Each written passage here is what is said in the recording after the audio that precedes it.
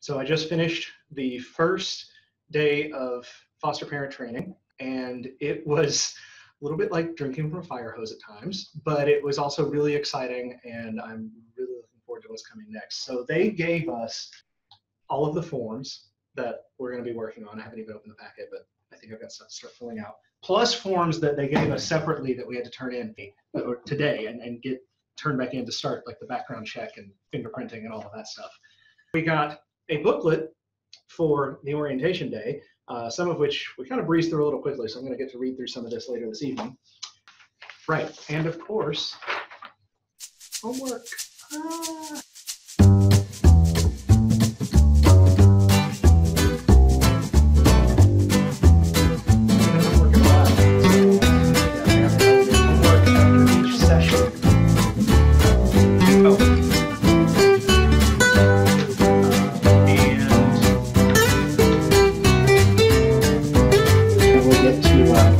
Do that in the week between sessions.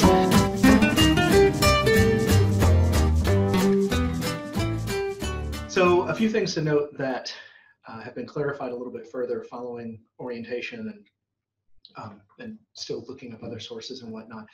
So a few interesting things to note from orientation today. One of those is while we were going around introducing ourselves, I was the first one, because I was on the end of the row, it's the first one to introduce myself, and they wanted to say name and what county we're from, and age range of the kids that we're interested in. And I said, no younger than 8. And it got misheard. And she said, okay, 0 to 8. I said, no. I want 8 and older, no younger than 8. I don't want babies. And her response was, oh, well, you're going to get a placement really fast. She noted that a lot of people come in saying they want 0 to 5, 0 to 5, 0 to 5. And there were very few couples there, and it was predominantly couples who were there. But there were very few couples there who were wanting 0 to 5. I mean, many of them were saying like 0 to 8, 0 to 9.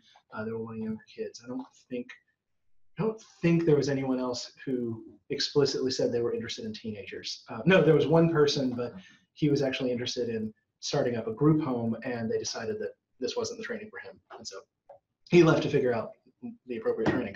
But beyond him, I think I was the only one who explicitly said, yeah, teenagers will be cool, that's fine. Everyone else, they tended to cap out around like, I think 12 was probably the next oldest that I heard listed. There are a few interesting rules about what can and can't happen in the home. So confirmed that certain things such as alcohol, medicines, even over-the-counter medicines, and pretty much any kind of cleaning product all need to be locked up. The medicines and the cleaning products cannot be locked up together. Partly because there could be some interaction effects chemically, and partly because it's very likely that you go to get one and it stays unlocked for access to the other set, so they need to be in separate places. I'm going to go ahead and assume that the alcohol probably also needs to be separate. So animals, of course, are okay for the most part, although they do have breed restrictions on dogs. So obviously no aggressive dogs, but and this was really disappointing for me to hear, no pits or pit mixes. So they do have that breed restriction. Now that breed restriction is specific to my region. I'm in the Tennessee Valley. So that's Hamilton County and several neighboring counties. So that might not be the same in other regions of the state or even across different states, but at least here in my area, pits and pit mixes were off limits. And then there was also some discussion about other kinds of animals like snakes and goats and chickens. Goats and chickens are okay, snakes, there was a question mark.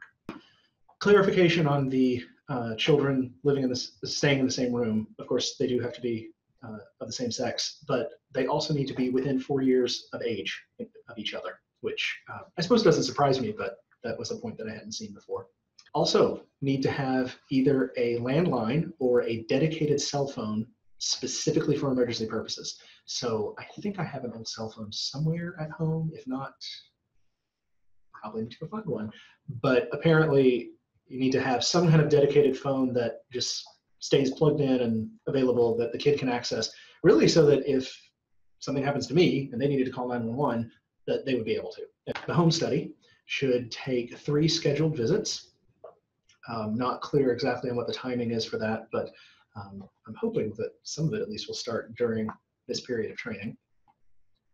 Once home study's been approved, if I don't have a placement, they just check back in every 3 months, come back and visit again. If I do have a placement, they come in once a month to check in on things and see how things are going. I have to be reassessed holistically every 2 years to be able to stay as an open home. After this training is over, it's not over. There's a requirement of 15 hours of in-service training annually once the initial PATH training is completed. So apparently I'll have more classes I will need to deal with at some point down the line.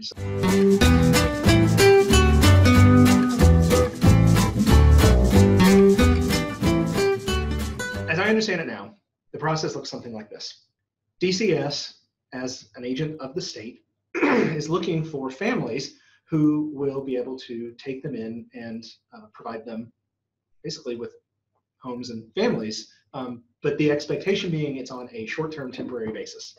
The ultimate goal is that these children will be eventually reunited with their birth families, assuming whatever reason they had to be removed from the home initially can be remedied. Now, if things are not remedied with the birth families, then parental rights eventually may get severed, at which point those children are then viable for adoption. If the foster families do not want to adopt that child for whatever reason, then it seems like they move into a different system, and that is where the private agencies start to come into play. Now, private agencies can come into play earlier. There are some that do certain work with foster care arrangements, but those are more the exception than the rule.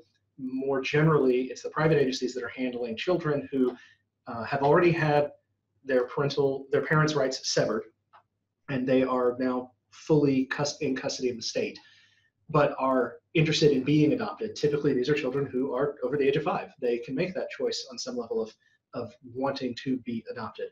So then those children are available for adoption and are living in some situation, whether it be in a foster family or a group home or something along those lines, where it's not a permanent placement.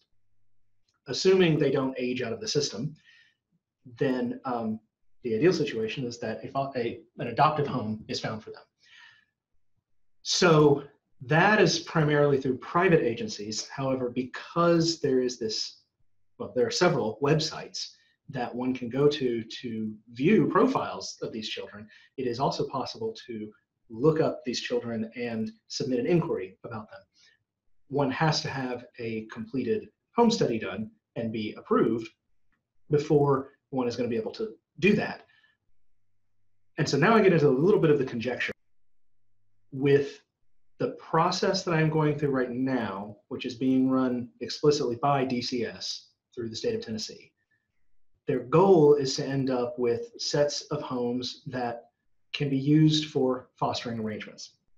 But once that approval happens, I would also be able to go into one of these other listing systems and inquire about any particular children that are viable for adoption to see if there might be a possible fit.